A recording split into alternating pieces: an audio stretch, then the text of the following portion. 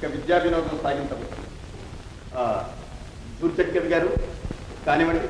ఆ కారడవిలు ఏ దిక్కు లేకుండా పడి ఉన్న శివలింగాన్ని తిన్నడు తన పల్లెకు రమ్మని ప్రార్థిస్తూ తురుపు దూపున గాలిన కొరత నురుపు నురుకు దూపుల బుట్టింతు నిరుపవారి ఇరుకు వలి గుబ్బ పాలిండ్లైగురు గోన్ల సేవకిచ్చెద నీకు విచ్చేయవయ్యా.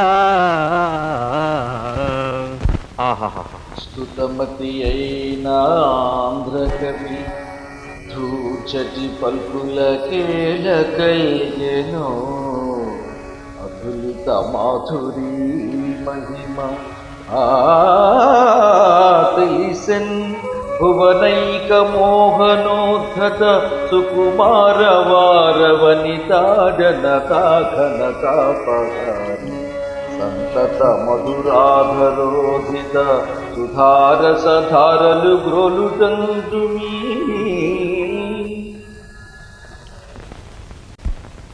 అంతేనా తాతయ్య? అవునేమో మనవడా. నిన్న ఆ వరుస, ఈవేళ దూర్జటి గారిని ఈ వరుస. చూస్తూ ఊరుకోవాల్సిందేనా? ఊరుకుంటామా? వికటకవి నోటికి తాళమే ఇస్తాను, చూడండి. గోవిందయ్య, నీతో ఓ చిన్న పని ఉంది. చెప్పండి స్వామి, చేసేస్తాను. రామకృష్ణ వెనకాల వస్తున్నాడు. తడబడకుండా నువ్వు అడిగినట్టే కుంజర యూధంబు దోమ పుట్టుకదొచ్చన్ అని సమస్యను పూర్చేమను. కోస్ అంతే కదా, అడిగేస్తాను. మీరు అక్కడే కూర్చుని చూస్తుండండి.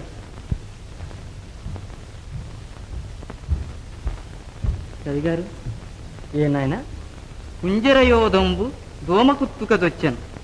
ఈ సమస్యను తమరే పూరించాలి. గంజాయి తాగి తురకల సంజాతుల గూడి కళ్ళు చవికున్నావా లజ్జల కొడక, ఎక్కడ కుంజరయూధంబు దోమకుత్తుక సొచ్చన్.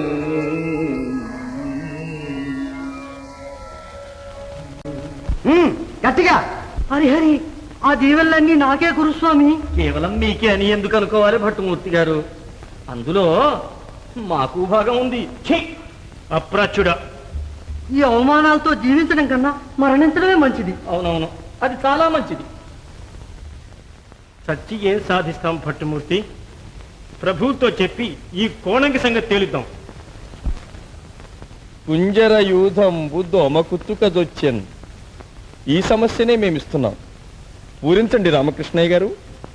రంజన చెడి పాదవులరి భంజనులై విరటు కొల్వు పాలైరకట సంజయా విధినే ముందును కుంజరయూధంబు దోమకుత్తుకదొచ్చెన్.